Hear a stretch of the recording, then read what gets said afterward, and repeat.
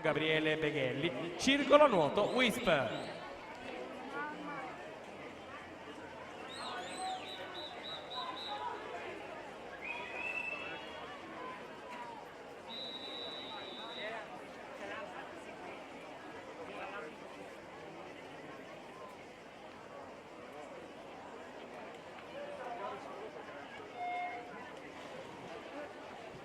Partita la prima serie.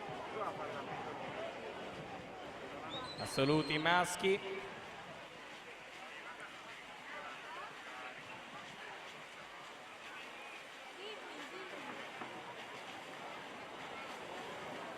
Il record del circolo di circuito nuoto Italia dell'edizione 2017 nella tappa di Pesaro.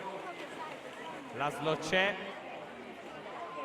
atleta che sta gareggiando in corsia 5, 2:02:50. Conclusa la frazione farfalla. Laszlo C'è 26:12, 76 centesimi da lui. Tobias Valdi in terza posizione. Ayrton Sweeney.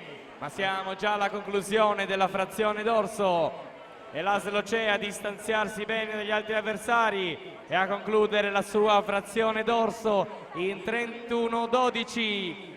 Mantiene la seconda posizione Tobias Valdi, 33 netti la sua frazione dorso. Terzo posto sempre per Ayrton Sweeney, 33:53 la sua frazione dorso.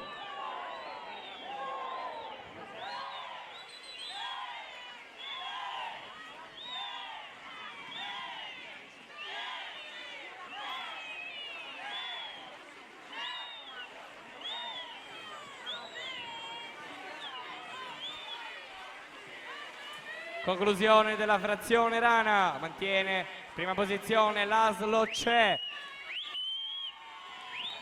36:30 la sua frazione rana. Sale in seconda posizione Ayrton Sweeney,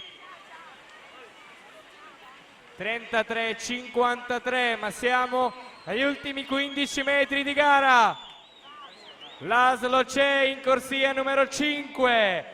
Per l'Ungheria si aggiudica questa prima serie, 2:03:15. Seconda posizione Ayrton Sweeney, 2:04:94. Terzo posto per Tobias Valdi, 2:06:58.